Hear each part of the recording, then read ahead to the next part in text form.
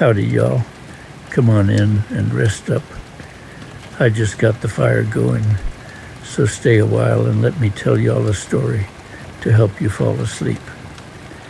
Now, I know you're here to wind down and relax, so why don't y'all tell me what helps you relax in the comments below.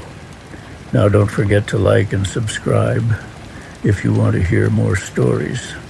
So let's get to it. The salt hung thick in the air that day, just clinging to you like a second skin. I reckon it was late August, the kind where the sun beats down on the Gulf like a blacksmith's hammer, making the water shimmer and dance. Debbie, bless her heart, was back at the cabin, probably fussing over her begonias and getting ready for the next wave of travelers. I, on the other hand, was out there, me and my trusty boat, the salty dog, chasing the ever-elusive red drum. Now I've hooked a lot of red drum in my time, some real monsters, but this particular day felt different. It felt charged, like the air itself was humming with anticipation. I remember feeling an unusual calmness, a stillness that settled over me, like the morning mist over the bayou. Usually I'd be fidgeting, checking my lines, fussing with my bait, but that day I just let the boat drift, the rhythm of the waves rocking me into a peaceful trance. I wasn't using any fancy gear that day, just my old reliable rod, the one with the slightly worn cork grip, a simple weighted hook, and a chunk of fresh mullet. I've always been a believer in the power of simplicity, letting the fish do the talking, so to speak. Hours passed, and the sun started sinking, painting the sky in hues of orange and purple. A few smaller fish had nipped at my bait, but nothing of real interest. I was content, though, just enjoying the quiet solitude of the sea. Then it happened. The rod bent over like a willow in a hurricane. Not a sharp, jarring tug, but a slow, powerful pull, like something enormous had decided to explore the depths with my line. My heart jumped into my throat, and that calm I'd been feeling turned into a thrill that ran right down to my toes. I knew, in that instant, this was no ordinary fish. I set the hook, and the fight began, a battle of wills between man and beast that played out under the fading light. This wasn't a quick, erratic fight. It was slow, deliberate, the fish pulling me one way, me giving a little, then taking some line back. It felt like I was wrestling a submerged log, an ancient leviathan that had seen centuries of the ocean's secrets. Sweat beaded on my brow as I fought the fish. My arms ached, my back was screaming, but I couldn't give up. Not now. This wasn't just about catching a fish anymore. It was about something deeper, something primal. It was about the connection between a fisherman and the sea, a respect for the power that lay beneath the surface. The sun had dipped below the horizon, and I was fighting under the soft glow of the moon. The stars started to appear, twinkling like diamonds scattered across a velvet cloth. I couldn't see the fish yet, but I could feel its immense power, its resilience. I started to think I might lose, but something deep inside me wouldn't let me quit. And then, after what felt like an eternity, I saw it, a flash of silver in the moonlight, then another. I could make out the broad, powerful tail thrashing in the water as the fish broke the surface, its copper scales gleaming. It was the biggest red drum I'd ever seen, a true specimen, easily 70, maybe 80 pounds, maybe more. It looked like it could swallow my smallest dog whole. Slowly, carefully, I began to reel it in, the boat rocking with the strain. It was a delicate dance, a give and take, each movement calculated. I kept a steady hand, knowing that one wrong twitch could snap the line, or worse, break my heart. Finally, after what seemed like days, I managed to get the fish alongside the boat. I could see it clearly now, its big, soulful eye looking back at me. Now some might say I was foolish, but instead of pulling him aboard, something made me pause. I just stared at him, mesmerized. There he was, majestic and strong. I remember thinking about how many years he'd been swimming those currents, witnessing the ever-changing tides. I felt a profound respect for him, a kinship that went beyond the usual fisherman's pride.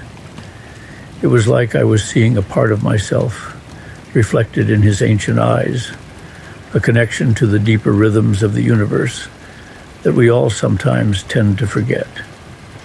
In that moment, the thrill of the catch faded. I knew that pulling him into the boat, taking him away from his home, just didn't feel right. So I did something I never usually do. I took my knife and carefully cut the line. I watched as the red drum paused for a moment, then, with a flick of its powerful tail, disappeared back into the darkness, sinking into the depths from whence he came. The line went slack, and the silence that followed felt both empty and profound. Now, most of the fellas from the docks would have called me a fool. They might have even laughed. Why would I release a fish like that? I could have bragged about it for years, but I didn't care.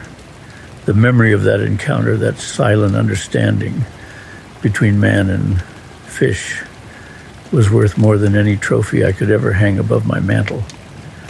I pulled in my line, packed up my gear, and headed back to shore. Debbie was waiting for me, a worried look on her face, but I just smiled and told her, "I caught a big one, Debs, the biggest one I've ever seen." She asked how big in pounds, and I told her. "Oh dear," she said, "that would have been a great feast for the travelers." I just chuckled and said, "But this one, Debs, I'll remember forever." And you know what? I still remember it like it was yesterday. The salt, the sweat, the fight, the gentle release. That's the thing about fishing, friend. It's not just about the catch. It's about the journey. It's about the moments of quiet contemplation, the connection with nature, and sometimes it's about the ones that got away. And that, my friend, is a story I'll carry with me until the day the tide takes me away. Now, how about another glass of tea? I tell you, this next tale's been sitting with me for years, and every time I think on it, I swear it gets better. Let's get to it. You see these weathered hands? They've hauled in a lot of fish in my 68 years, but they've also felt things, unseen things. I was a younger man then, maybe pushing 23, full of vinegar, and convinced I knew everything there was to know about the Santee, Cooper lakes. My daddy taught me everything he knew, and his daddy before him. We were river rats, born and bred, lived and breathed the water. But the Santee Cooper ain't just water, son. It's history, it's mystery, it's something else entirely. This particular night, I was down at the old pier by Utahville. It was a rickety thing even then, mostly patched together with old tires and hope, but it stretched out far enough into the Black River to reach the deep holes where the big catfish like to lurk. I was after a flathead, a true monster, one that could feed a family for a week. The air was thick with humidity, the kind that sticks to you like a wet blanket. The moon was barely a sliver, hiding behind scudding clouds. The only light came from my gas lantern, casting a sickly yellow glow on the water around the pier. The crickets were singing their monotonous song, and the bullfrogs were croaking like grumpy old men. It was a perfect night for fishing, a night you could feel in your bones was going to produce something special. I had my gear all set up, a sturdy old rod my daddy had given me, a reel that whined like a lovesick dog, and a line strong enough to haul a car out of the mud. For bait, I had a live bream, wriggling on the hook like it knew its fate.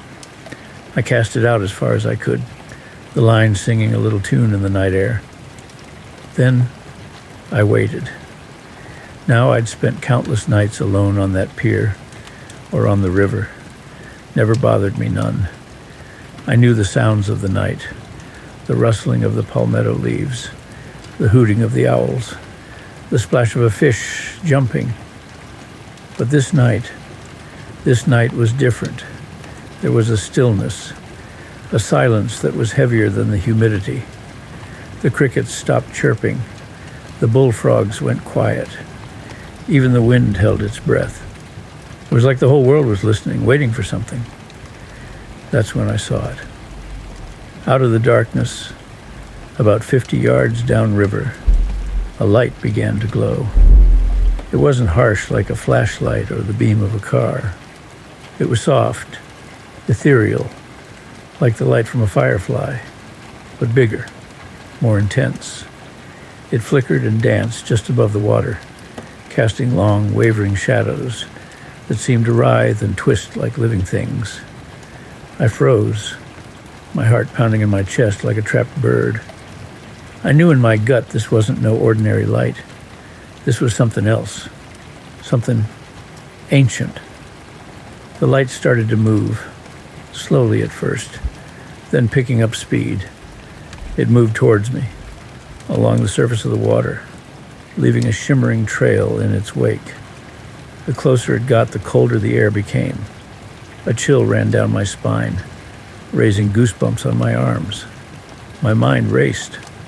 Was it a boat? Some kind of swamp gas? I tried to rationalize it, but deep down I knew this was no earthly thing. As the light got closer, I started to hear a sound, a low, mournful hum, like the wind whistling through a hollow tree. It grew louder and louder, vibrating in my bones, filling my head with a sense of dread. Then it was right in front of the pier. The light pulsed, illuminating the water below, and that's when I saw it. Beneath the light, rising from the depths of the Black River, was a figure. It wasn't human, not exactly. It was vaguely humanoid in shape, but its features were blurred, indistinct. It was made of water and light, shimmering and swirling, constantly changing. Its eyes were 2 points of intense burning light, and they were fixed on me. I couldn't move. I was paralyzed with fear, rooted to the spot like a cypress knee. I could only stare as the figure rose higher and higher out of the water. It reached a height of maybe 7 or 8 feet, towering over me. The humming intensified, and I felt a pressure in my head, a feeling of being probed, examined. It felt like the figure was looking into my soul. Then it spoke, not with a voice, not in words I could understand. It was more like a thought, a feeling, projected directly into my mind. "This is my domain," it said. "You trespass upon my waters." The words weren't spoken, but I understood them perfectly. And with them came a wave of overwhelming sadness, a sense of deep, ancient sorrow. I realized then what I was seeing. It It wasn't just some random ghost or spook. It was a river spirit, a guardian of these waters. And it was not happy to see me. I managed to stammer out a reply, my voice trembling. I didn't mean any harm. I was just fishing. The figure remained silent for a moment, its luminous eyes still fixed on me. Then it spoke again. "These waters hold memories," it said, "memories of joy and sorrow, of life and death. You must respect them." I nodded frantically, desperate to appease the spirit. "I do, sir. I do respect them. You seek to take life," it said. "But do you understand the cost?" I didn't know what to say. I'd never thought about it that way before. I'd always just seen fishing as a way to put food on the table, a way to connect with nature. But now, standing before this ancient spirit, I felt a pang of guilt. I don't know, I admitted. The figure seemed to consider this. Then it said, "I will let you be. But remember this night. Remember the respect these waters deserve." And with that, the light began to fade. The figure slowly sank back into the black river, disappearing into the depths from whence it came. The humming subsided, and the cold air began to warm. The crickets started chirping again. The bullfrogs resumed their croaking. The wind whispered through the palmetto leaves. The world returned to normal, but I was not the same. I stood there on the pier for a long time, shaking like a leaf. I reeled in my line, cut the bream loose, and packed up my gear. I didn't want to catch any fish that night. I didn't want to take anything from the river. As I walked back to my truck, I glanced back at the water. The moon was still hidden behind the clouds, but I could almost feel the presence of the river spirit, watching me, reminding me of the lesson I had learned. I drove home in a daze, my mind reeling. I didn't tell anyone about what I had seen. Who would believe me? They'd just think I was crazy, spending too much time alone in the woods. But I couldn't forget it. The memory of the river spirit, the feeling of its presence, the weight of its words, it stayed with me. The next day I went back to the pier, but this time I didn't bring my fishing gear. I just sat there on the edge of the water, listening to the sounds of the river. I tried to understand what the spirit had meant about the memories and the respect. Over the next few weeks, I spent more time observing the river than fishing in it. I watched the birds, the otters, the turtles. I studied the way the water flowed, the way the sunlight danced on its surface. I learned about the history of the area, the stories of the Native Americans who had lived here for centuries, the battles that had been fought along its banks. I began to see the river not just as a place to catch fish, but as a living, breathing entity, a repository of history and memory. And I realized that the spirit was right. These waters deserved respect. Now I still fish. It's in my blood. I can't help it. But I fish differently now. I'm more mindful of the impact I have on the environment. I release more fish than I keep. I try to leave the river cleaner than I found it. And sometimes, when I'm out on the water at night, I'll catch a glimpse of something out of the corner of my eye. A light flickering on the surface, a ripple that doesn't seem quite natural. And I'll remember that night on the pier, and I'll say a silent prayer of thanks to the river spirit for teaching me a lesson I'll never forget. That night changed me, son.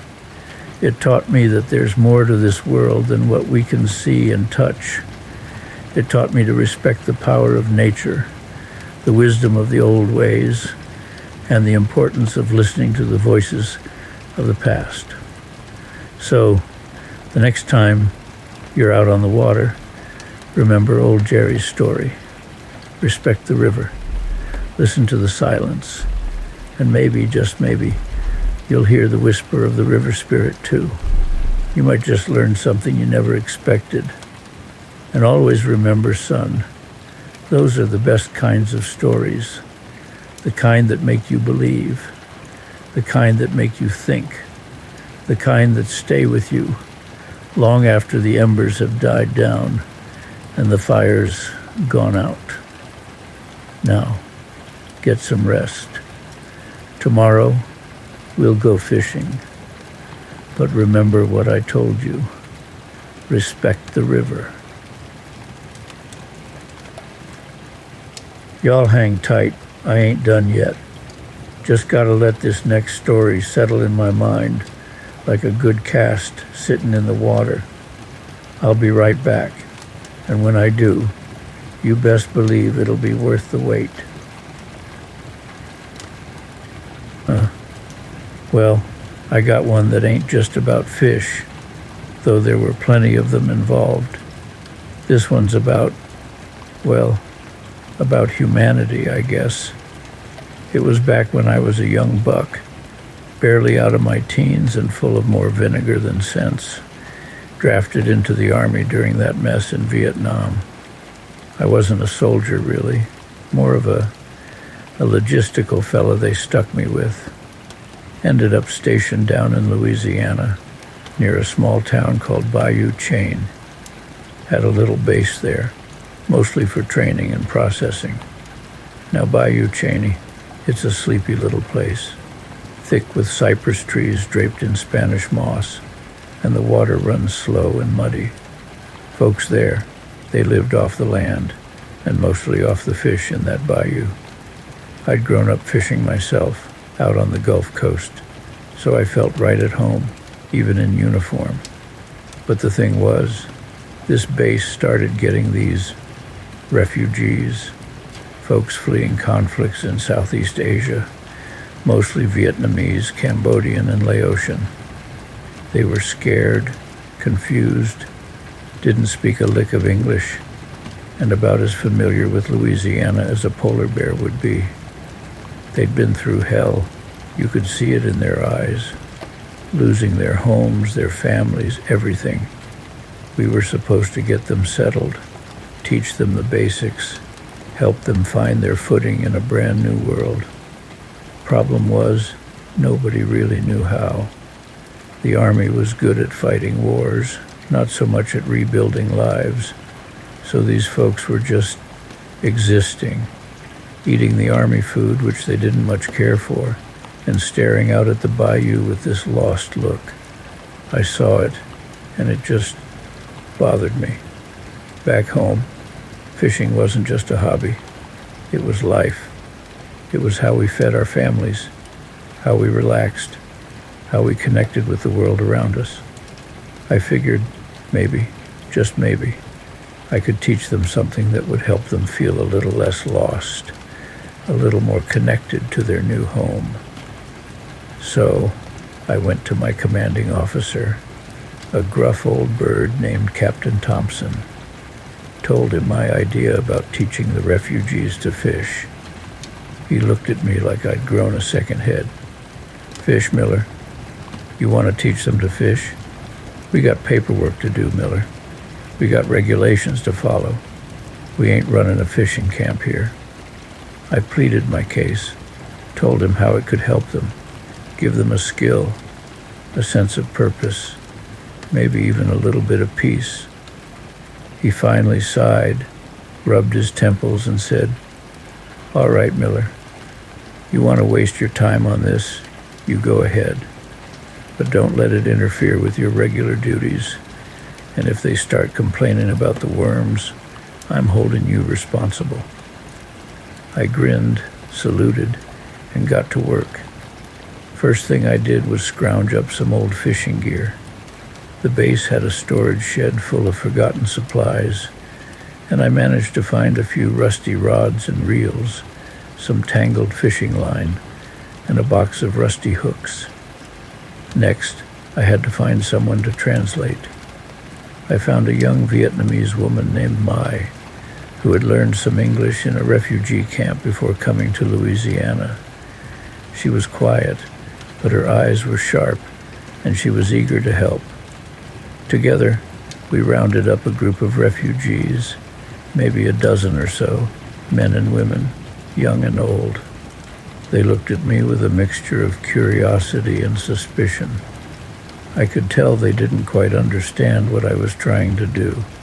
I took them down to the bayou, showed them the gear, and started explaining the basics: casting, reeling, baiting the hook.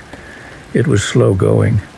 Language was a barrier, of course, but so was culture. They weren't used to this. They were farmers, shopkeepers, teachers, not fishermen. The first few days were a disaster.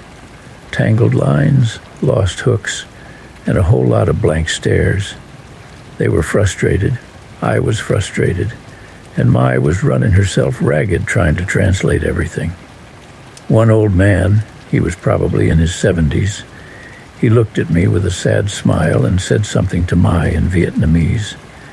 She translated, "He says he is too old for this. He will never learn."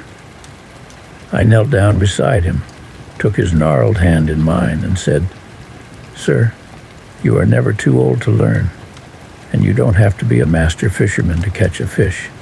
Just be patient and listen to the water." I showed him again, slowly, how to bait the hook, how to cast the line, how to feel for the tug of a fish. He watched me carefully, his eyes filled with a quiet determination. And then it happened. He got a bite. His eyes widened. He gripped the rod tight, and he started reeling. The line sang as the fish fought back. He struggled, but he kept at it, his face flushed with exertion. Finally, he landed it. A small bream, no bigger than my hand, but to him, it was a trophy. He held it up, his eyes shining, and let out a whoop of joy that echoed across the bayou. That was the turning point. Suddenly, everyone was eager to learn. They watched the old man. They asked questions. They practiced their casting. The frustration was replaced with excitement, the suspicion with camaraderie. Mai and I, we worked our tails off. We showed them how to identify different types of fish, how to clean them, how to cook them. We taught them about the bayou, about the plants and animals that lived there, about the importance of respecting the environment. They learned quickly, these folks. They were resourceful, resilient, and hungry to learn. They started catching fish, not just bream, but catfish, bass, even the occasional gar. They started trading fish with the locals for vegetables and rice. They started to smile. It wasn't easy, mind you. We had our share of setbacks, arguments, misunderstandings, equipment failures. But we persevered. We learned from each other. We laughed together, and we fished together. One evening, after a long day of fishing, I sat down with Mai by the bayou. The sun was setting, painting the sky in shades of orange and purple. The refugees were cleaning their catch, their voices mingling with the sounds of the crickets and the frogs. Mai turned to me, her eyes filled with gratitude. "Thank you, Jerry," she said.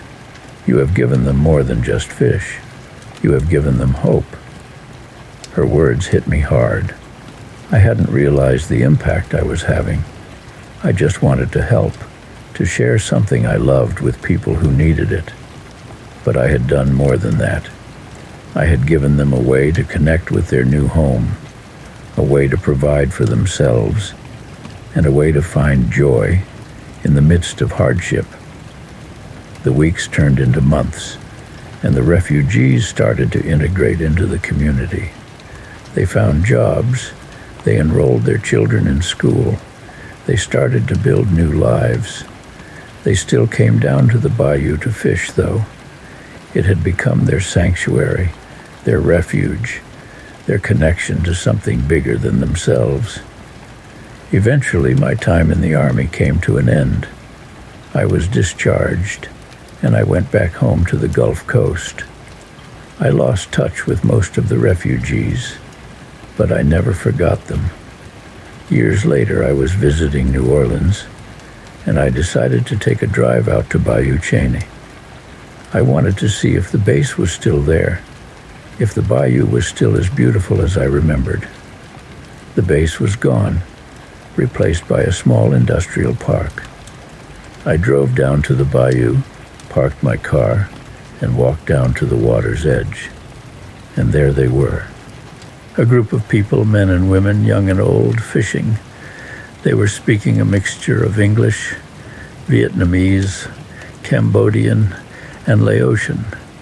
They were laughing, they were sharing stories, and they were catching fish. I stood there for a long time watching them, my heart filled with a quiet joy. I didn't approach them, didn't want to intrude. I just wanted to see that they were still here, still fishing, still thriving. As I turned to leave, one of the women looked up and saw me. Her eyes widened and she called out, "Jerry? Is that you, Jerry Miller?" I turned back and she ran towards me, her face beaming. It was May.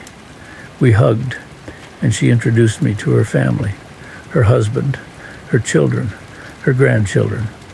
They all remembered me, remembered the fishing lessons, remembered the bayou. They told me stories about how fishing had helped them survive, how it had brought them together, how it had given them a sense of belonging. They told me about the old man who had caught the first bream, how he had become a legend in their community. They invited me to stay for dinner, and I spent the evening with them, eating fish that they had caught from the bayou.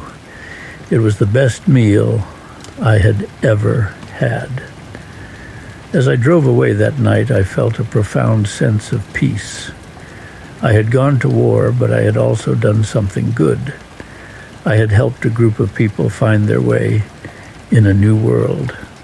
And I had learned that even in the darkest of times, there is always hope, always beauty, and always the possibility of connection.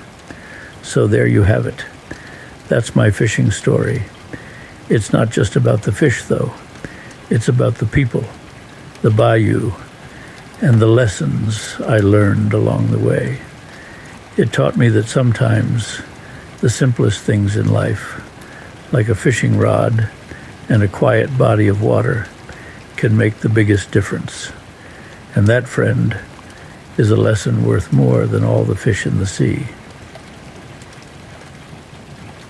All right now, y'all settle in, 'cause I got another tale for you. This one's been sitting in the back of my mind for a while, just waiting for the right time to be told. See, I've always been drawn to the legend of Old Man Tiber. Now, I'm not talking about a person. Old Man Tiber was the name local folk gave to this massive mythical catfish that supposedly lived in the darkest depths of the Mississippi River, way down south near the Louisiana border. Folks said he was bigger than a rowboat, with whiskers like mooring ropes and a temper to match. Most dismissed it as just a tall tale, something to scare kids away from the river's edge. But I always held a healthy dose of respect and a sliver of belief for the old legends. Back then I was younger, stronger, and a whole heap braver or maybe dumber, depending on how you look at it. I had this little 16-foot aluminum boat, the Salty Siren, I called her. She wasn't much to look at, but she was reliable, and she knew the river like the back of my hand. Me and that boat, we were partners. So the summer of '92 was especially hot and dry. The river was low, and the fish were sluggish. I was catching enough to keep my head above water, but nothing spectacular. But something was different that year. The old-timers, the ones who'd been fishing the Mississippi their whole lives, they were all talking about strange currents, unusually large disturbances in the water, and missing nets, sturdy, industrial-strength nets, ripped to shreds like confetti. Of course, the whisper of Old Man Tiber grew louder. Some claimed to have seen him, a fleeting glimpse of a dark, monstrous shape beneath the murky surface. I told myself it was just the heat playing tricks on their minds, but the seed of curiosity, that little fishing bug, had been planted. I decided I wanted to research. I took out my old maps, the ones my granddaddy used to have. They were filled with notes and marked locations of prime fishing spots. I scoured them, and the details that were drawn up matched all the old legends and sightings of Old Man Tiber, and discovered it all centered around a particularly deep bend in the river, known as the Devil's Elbow. The current there was treacherous, swirling around submerged trees and rock formations, creating a natural whirlpool. It had always been a dangerous spot, avoided by most fishermen. Of course, I was not most fishermen. For weeks I researched and read, and asked all the local fishermen and historians about the legends of Old Man Tiber. I spent days studying the currents and mapping the underwater terrain with my old depth finder. The more I learned, the more convinced I became that there was something extraordinary lurking in those depths. Now, I'm not usually one for fancy equipment. I'm more of a hook, line, and sinker kind of guy.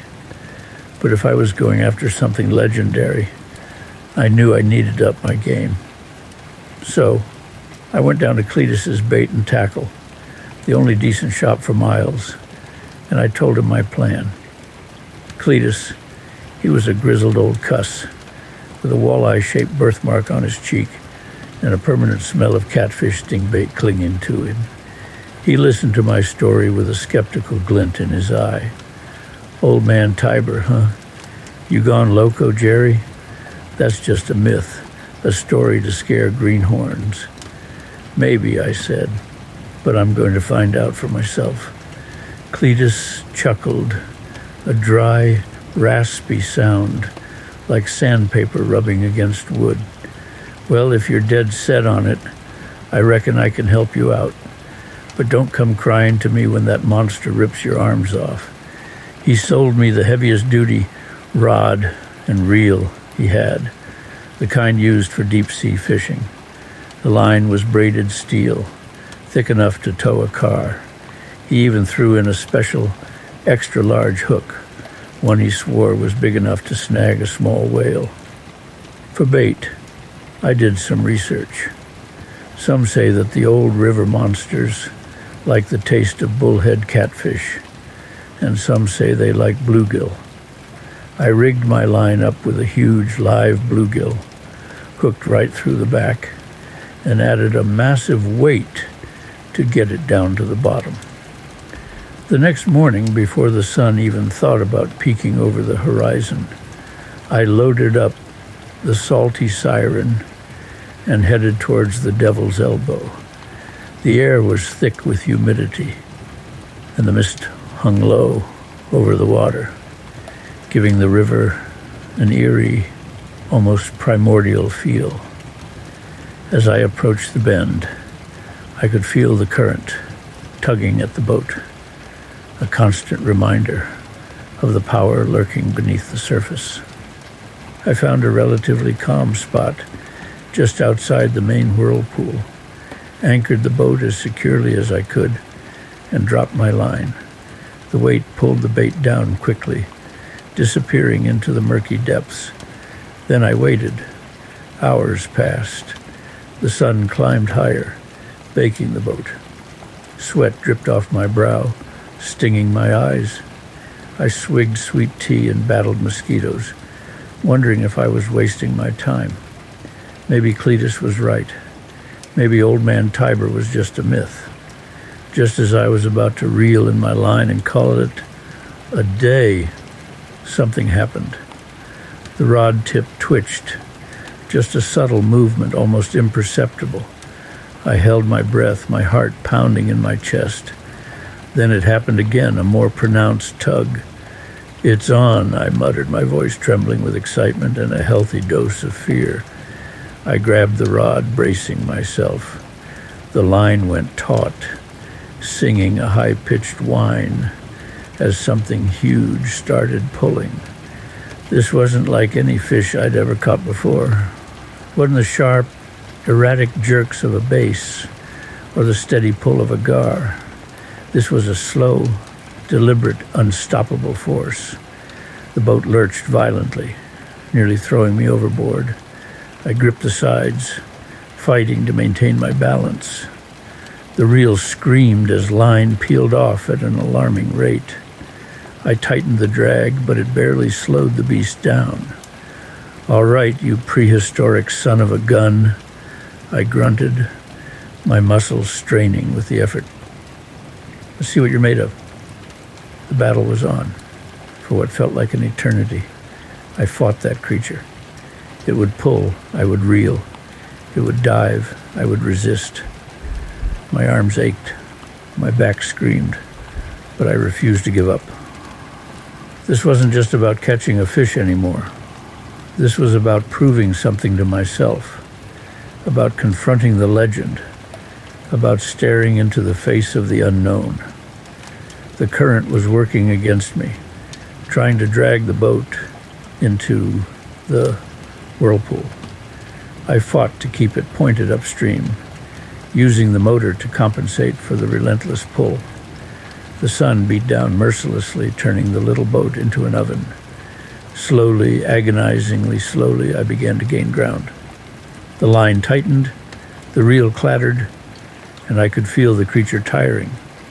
It wasn't giving up, but its movements were becoming less powerful, less deliberate.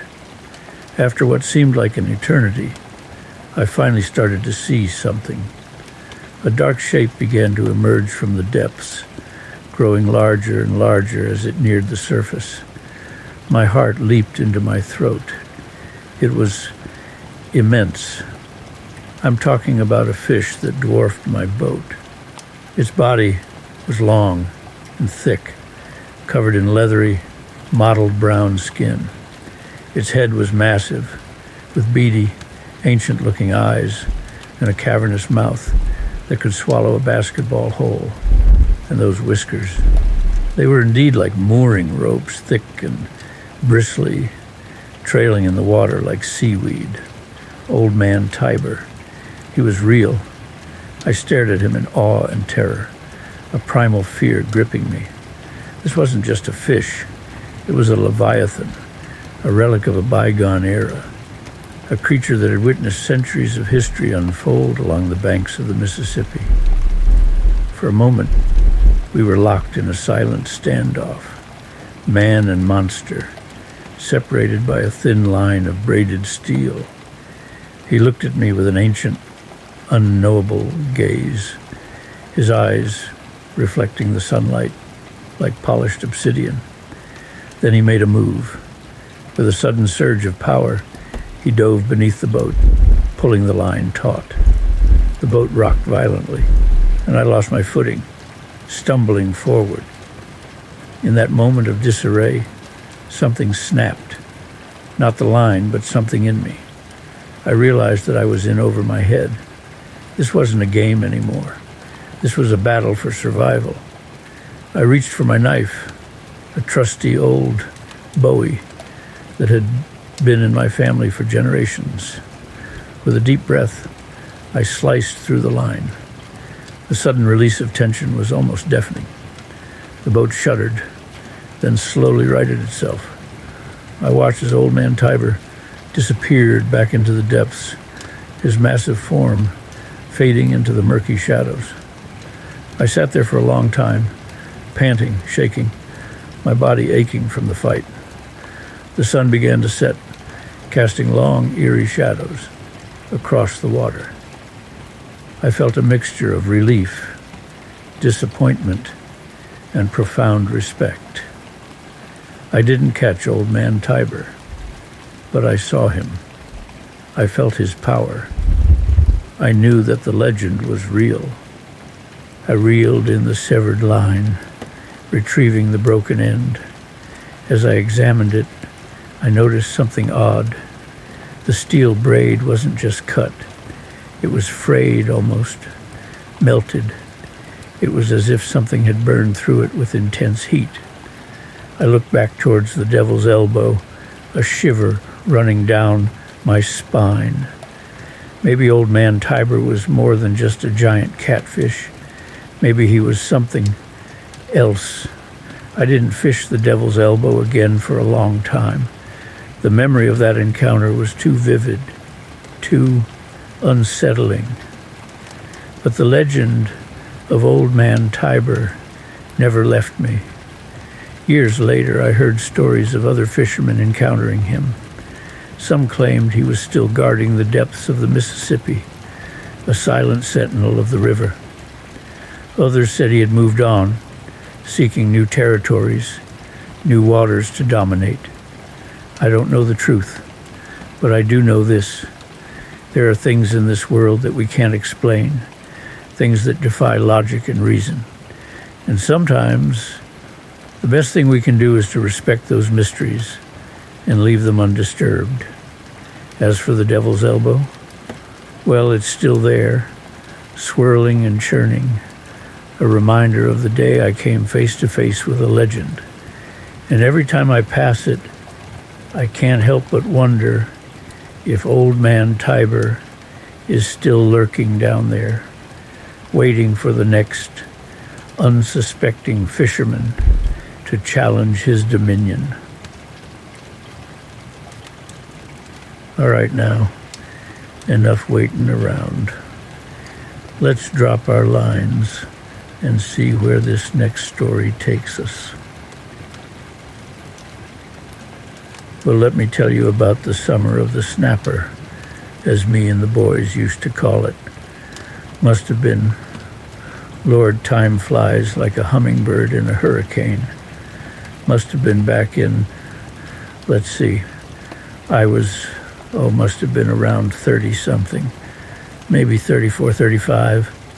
Still had a full head of hair then, and my back didn't creak like this old porch swing every time I stood up. Yeah, 30-something. That was a hot summer, hot and heavy down here in Louisiana. The kind of heat that sticks to you like a wet shirt and saps the energy right out of you before you even pour your first cup of coffee. The Gulf, though, that was always a little bit cooler, a little bit of a breath of fresh air, even steamy as it could get. That year, the red snapper were running thicker than fleas on a hound dog in July. You could practically walk across the water on their backs, or so it seemed. Every fisherman for miles around was out there chasing them, myself included. I had my boat back then, the Salty Dog, a sturdy old girl she was, built for these waters. Not fancy, mind you, but reliable as the sunrise and twice as ornery when she didn't want to start. Anyway, me and my buddy, Dale. Poor Dale. He's gone on to the big fishing hole in the sky now. We decided we were going to make a killing that summer. Snapper were bringing a good price at the market, and we were both young and, maybe a little too full of ourselves. We thought we were the kings of the Gulf, knew everything there was to know about fishing. Youthful arrogance, that's a powerful current, stronger than any tide. We'd head out before sunrise, chugging out past the breakers, further than most folks were willing to go. We knew about a few spots, old reefs and wrecks that held snapper like nobody's business. And we were catching them, oh Lord, were we catching them? Big old beauties, crimson red, fighting like they had a personal vendetta against your fishing rod. Our boat would be loaded down by midday, near sinking sometimes. We packed them in so tight. We were greedy, plain and simple, chasing the money, chasing the glory of the biggest catch, the most fish. We weren't thinking about much else. Not the beauty of the sunrise over the water, not the way the dolphins would play in our wake, not even the simple pleasure of just being out there on the Gulf. Just fish, fish, fish, and more fish. One day, we were out further than usual. Dale had heard tell of a new wreck, way out past the 20-mile mark, supposed to be swarming with snapper the size of dinner plates. Now, usually I was a bit more cautious, stuck closer to what I knew. But Dale, he was always the adventurous one, pushing the boundaries, and the lure of those big snapper, it was too strong to resist. So we went, chugged and chugged further and further out. The water got deeper, darker blue, almost black. We reached the coordinates Dale had, and sure enough, the fish finder lit up like a Christmas tree. Schools of snapper, thick as thieves, all around that wreck. For a while it was heaven for a fisherman. Drop your line, bam. Fish on. Reel it in. Another big snapper. We were pulling them up one after another. Barely had time to rebait our hooks. The sun beat down. Sweat dripped off our noses. But we didn't care. We were in fishing paradise. But then the wind started to pick up. Just a little breeze at first, nothing much. But then it got stronger and stronger. The sky started to turn a funny color, kind of a bruised purple-gray. I looked to the east, and I saw it, a line of dark clouds, low and angry, coming at us fast. "Dale," I said, "I don't like the look of that." Dale, he was busy hauling in a snapper that must have weighed 10 pounds, all muscle and fight. "Relax, Jerry," he said, grinning. "Just a little squall. We've seen worse." Maybe we had, but something felt different about this one. The air felt heavy, electric almost. The waves were starting to chop up, the boat rocking harder. "Dale, we need to head back," I said, my voice getting a little sharper. "Now." He finally looked up, took a look at the sky, and his grin faded. "Yeah," he said, "maybe you're right." We started to pull up our lines, reel in our gear, but the storm was coming on fast, faster than we could have imagined. By the time we got the anchor up and the salty dog pointed back toward shore, the wind hit us full force. It was like a giant hand, smacking us sideways. Waves jumped up, big and angry, spraying over the bow, soaking us to the bone in an instant. The sky turned black as pitch, and the rain started. Not a gentle rain, but a torrential downpour, stinging our faces like buckshot.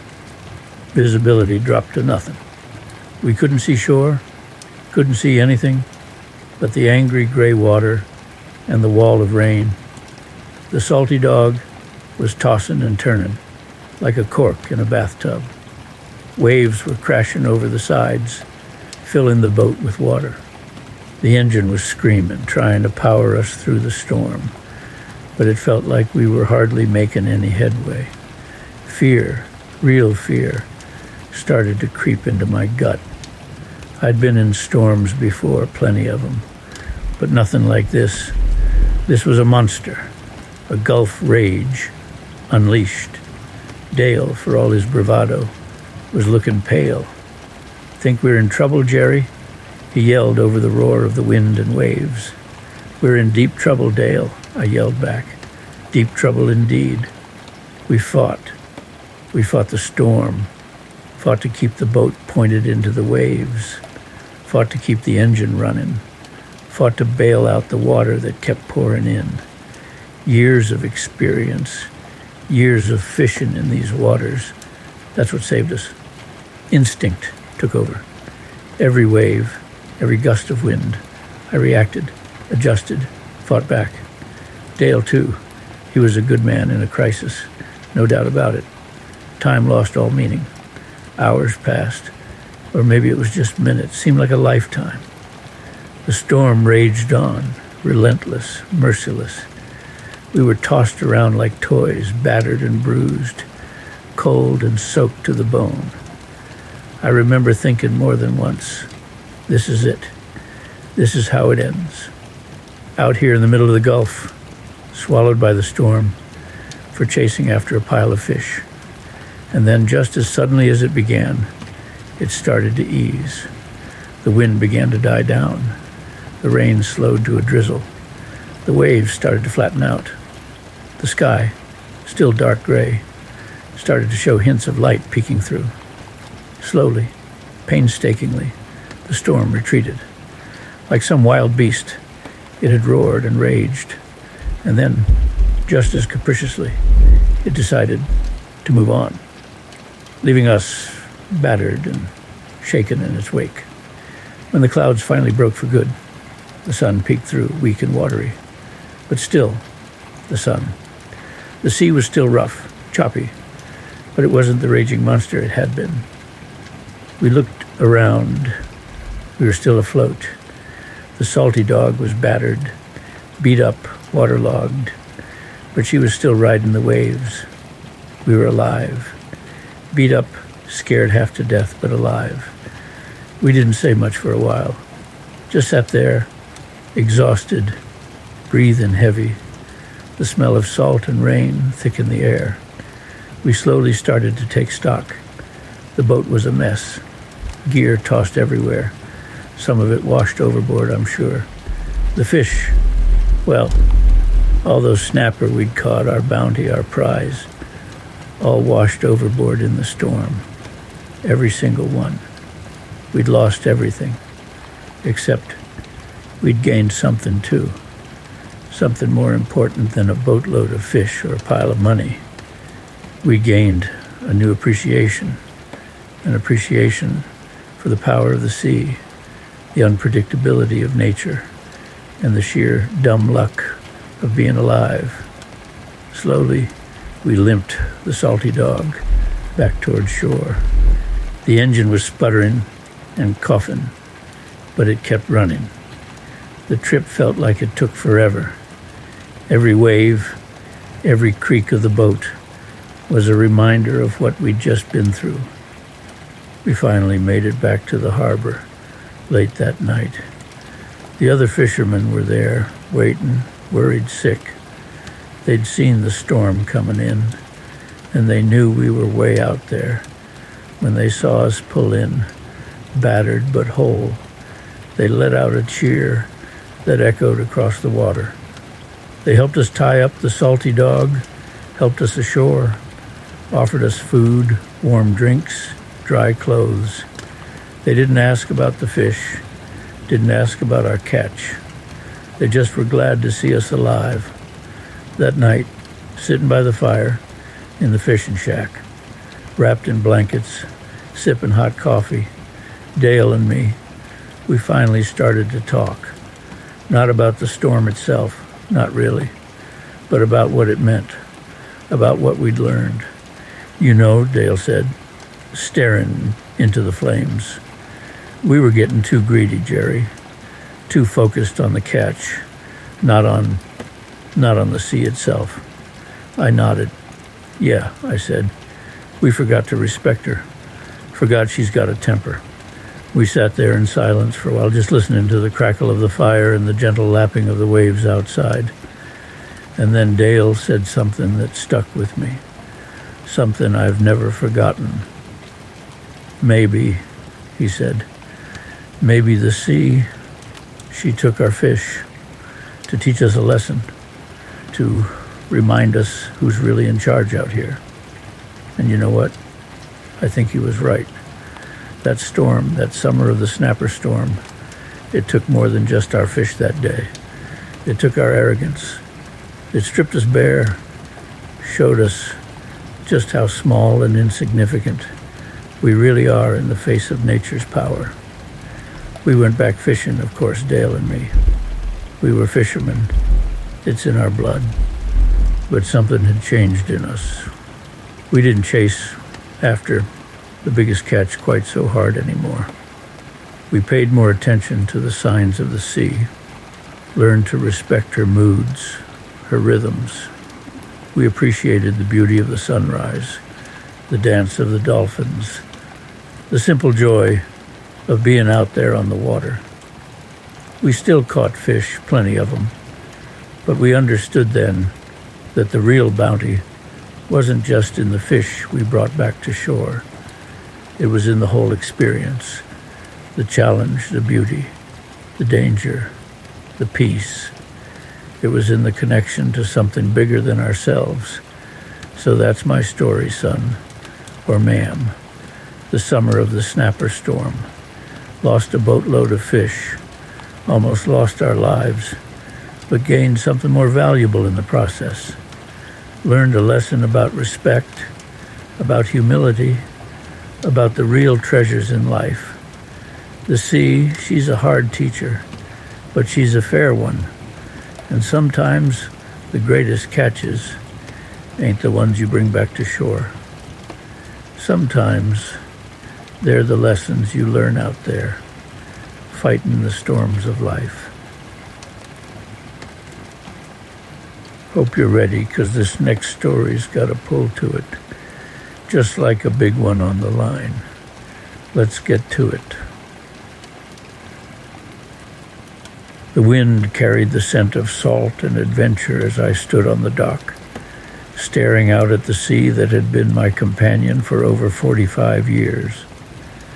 The morning was young, the sky a soft shade of dawn, pink, and the water stretched endless before me. Eleanor, my trusty boat, bobbed gently with the tide, ready as always for another journey. Something deep in my bones told me this trip would be different, though. A gut feeling, the kind a fisherman learns to trust after a lifetime on the water. Debbie stood at the cabin door, arms crossed, a knowing look in her eyes. "You be careful out there, Jerry," she said, her voice carrying that mix of love and mild exasperation. She knew as well as I did that I wouldn't turn back, no matter what the ocean had in store. I kissed her on the forehead, grabbed my gear, and stepped onto Eleanor's deck. The engine rumbled to life beneath me, the sound a comforting promise that she was as ready as I was. The sea was calm at first, an easy ride as I made my way toward deeper waters. The sun climbed higher, warming my back, and the familiar solitude settled in. It was just me and the open water, the only company the occasional gull circling above. I cast my first line, waiting, watching, knowing that patience was the true art of fishing. It started as a subtle tug, a teasing motion that sent a thrill through my fingers. Then suddenly the line pulled hard, nearly yanking the rod from my grip. I planted my feet and reeled in, my muscles straining against the force. Whatever was on the other end was strong, determined, a fighter. Minutes stretched into what felt like an eternity. The fish wasn't giving up, and neither was I. The boat rocked as waves crashed against the hull, the fight between man and fish playing out in the heart of the deep. With each pull, I felt the power of the sea, the thrill of the chase, the unspoken respect between predator and prey. At last, the silver body of the fish broke the surface, glistening in the sunlight. A massive tuna, the biggest I had seen in years. I hauled it onto the deck, breathless, victorious. My hands shook with exhaustion, but my heart pounded with satisfaction. This was why I came out here, why I answered the call of the water time and time again. The sky darkened too quickly, the air thick with the scent of an approaching storm. I had seen enough storms to know this one wasn't going to be gentle. The waves grew restless, slamming against Eleanor's sides.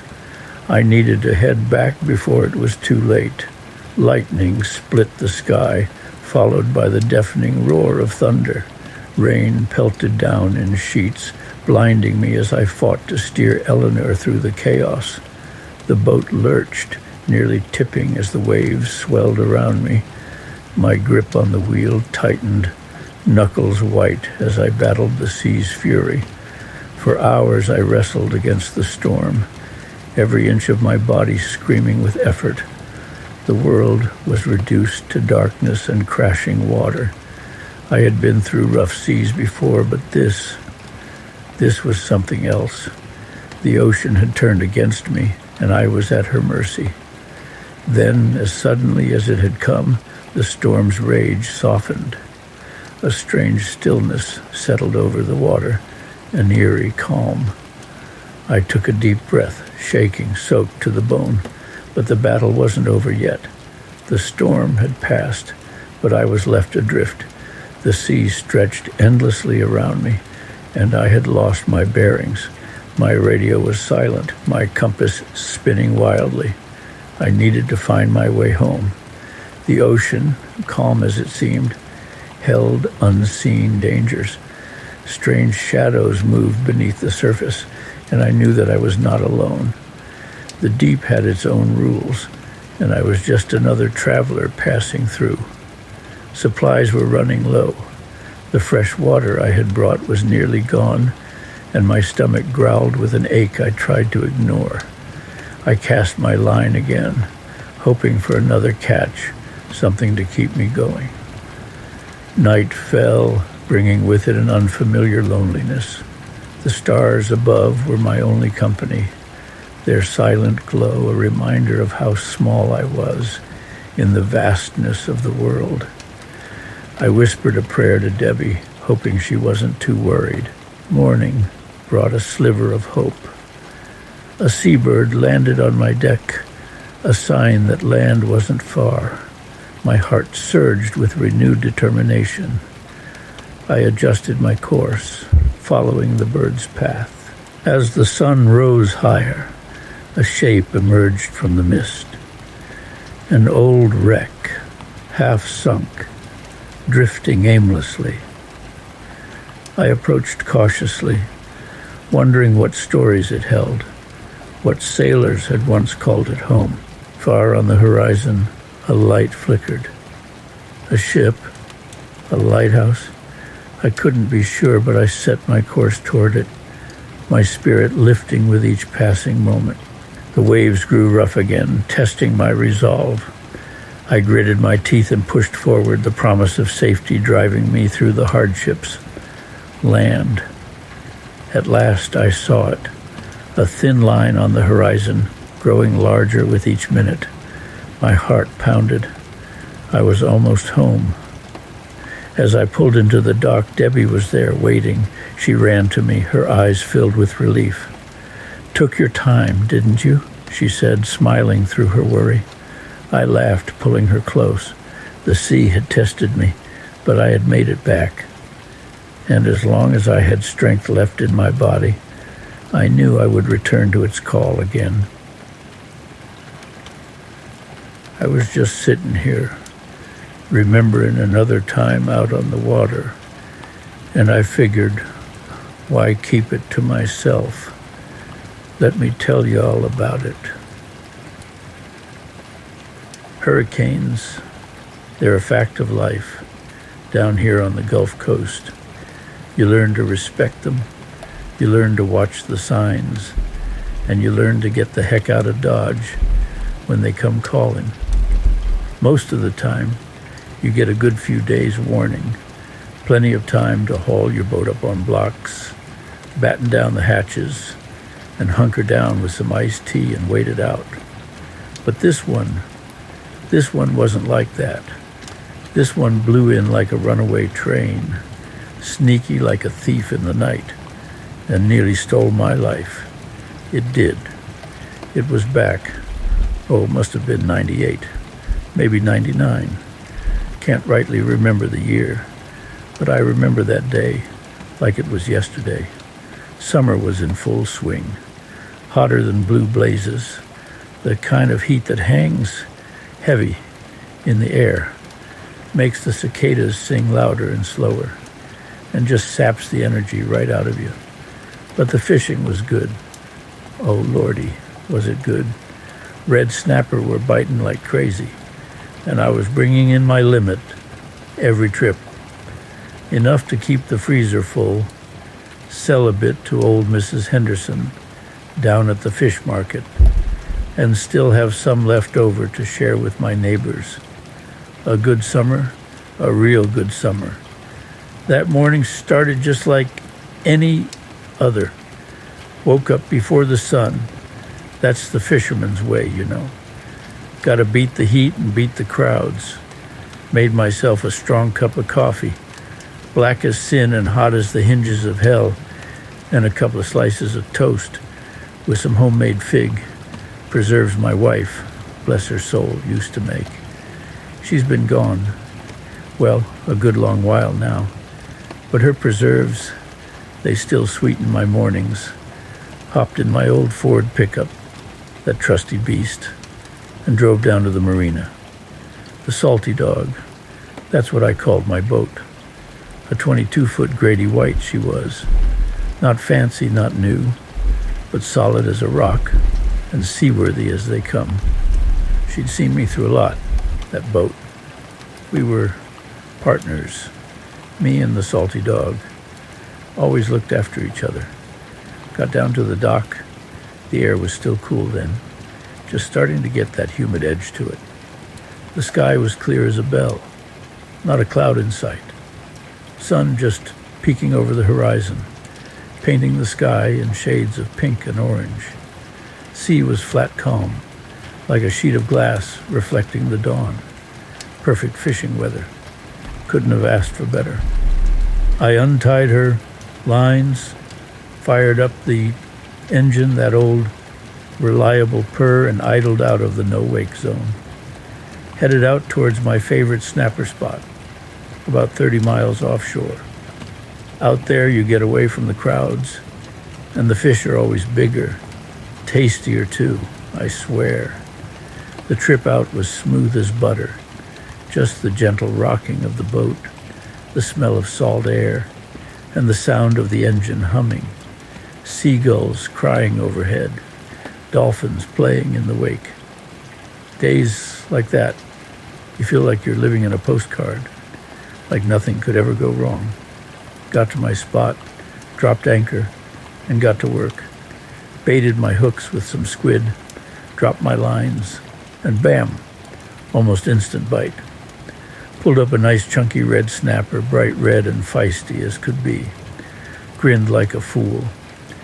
This was going to be a good day, I thought.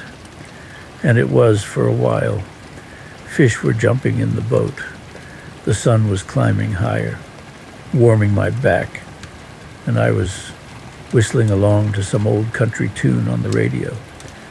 Felt like I was on top of the world. Had about half my limit in the cooler already, and it wasn't even 10 in the morning. Then things started to change. Subtle at first, you know, like a whisper in the wind before the storm. I noticed the wind picking up a little. Just a slight breeze, hardly anything to worry about. But it felt different, colder somehow, and it shifted direction. Started coming from the north, which was unusual for that time of year. Normally the summer winds blow in off the Gulf, warm and moist. Looked up at the sky, still blue overhead, but towards the north, over the land.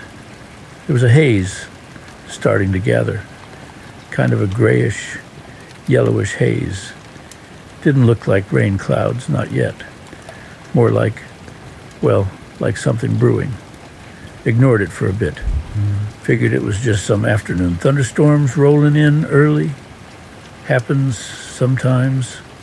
But the wind kept picking up, and the haze was getting thicker, darker.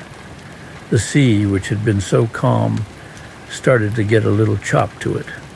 Just little whitecaps, but still. The radio started acting funny. Static creeping in, drowning out the music. Tried switching channels, see if I could get a weather report. Nothing but static and garbled voices. That's when a little prickle of unease started to creep up my spine. Then the birds went quiet. Seagulls stopped crying, just disappeared. Dolphins vanished too. The whole ocean seemed to hold its breath. And the wind. Lord, that wind was starting to howl now. No longer a breeze. This was a proper wind, pushing the boat around, making it harder to hold my position. Looked up at the sky again. The haze had swallowed up the blue. The whole sky was this sickly gray-yellow color now, and it was moving fast, rushing in from the north like a freight train. That's when I knew. This wasn't just a thunderstorm. This was something else, something bad. Hurricane, I said out loud to myself, the word catching in my throat. Couldn't believe it. Hurricanes don't just pop up like this, not without warning. We always get days to prepare. But looking at that sky, feeling that wind, I knew, in my gut. This was a hurricane, and it was coming right for me. Panic started to set in, but I pushed it down. Years of fishing, years of dealing with rough seas, kicked in. Had to stay calm, had to think. First thing, haul anchor. Couldn't stay anchored in this. Boat would get swamped for sure. Started cranking that anchor winch. Wind was screaming now. Rain starting to spit, stinging my face. Waves were getting bigger, choppier, tossing the boat around like a cork. Took forever to get that anchor up, felt like. Every muscle in my arms screaming. Finally got it aboard, stowed it as best I could, and scrambled back to the helm. Engine roaring now, pointed the boat into the wind, trying to keep her steady. Needed to head back to shore, and fast. But shore felt 1,000,000 miles away. The storm hit then, not gradually, not with a slow build-up, just bam, like a giant fist slamming down on the ocean. Wall of rain hit first, blinding, torrential. Couldn't see a thing. Then the wind, a solid wall of air, like hitting a brick wall at full speed. Knocked the breath right out of me. Waves exploded around the boat, huge monstrous things, rising up like mountains, then crashing down with a roar. The salty dog was tossed around like a toy, up one wave, down another, sideways, every which way, but loose, lost all sense of direction. Just hanging on for dear life, gripping the wheel with white knuckles, fighting to keep the boat pointed into the waves. Engine screaming, straining, but barely making headway against the wind and waves. Rain was coming down so hard, it was like being underwater, even above deck. Couldn't see, couldn't hear, just the roar of the wind, the crash of the waves, and the shuddering of the boat. Thought for sure she was going to break apart. Right then and there.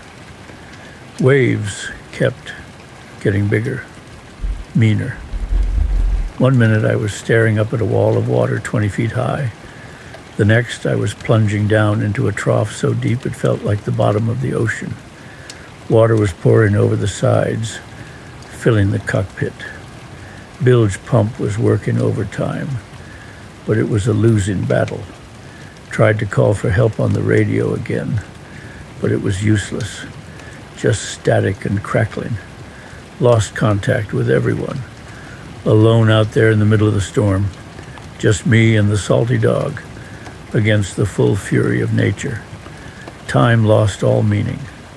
Could have been hours, could have been minutes. Felt like an eternity. Just fighting, struggling, trying to survive. Every wave felt like it was going to be the one to flip the boat, to send me to the bottom.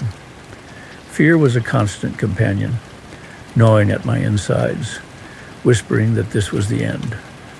Remember looking out through the driving rain and seeing something big and dark looming through the waves. Thought it was another monstrous wave, but then it got closer, and I realized it was a ship, a big cargo ship, wallowing in the storm, just as helpless as I was, but a whole lot bigger. Scared me even more seeing that thing. Made me realize just how small I was, how insignificant, out here in the face of this storm, like an ant facing a bulldozer. Kept fighting, kept trying to steer, kept pumping the bilge, kept praying, prayed to God, prayed to my wife, prayed to anyone who might be listening, just begging for it to stop, begging for a break. Then slowly, almost imperceptibly at first, it started to ease. Wind didn't howl quite so loud. Rain didn't fall quite so hard. Waves, still big, still rough, but not quite so monstrous. Like the storm was taking a breath. Held my breath too, not daring to believe it. But it kept easing. Wind died down a bit more.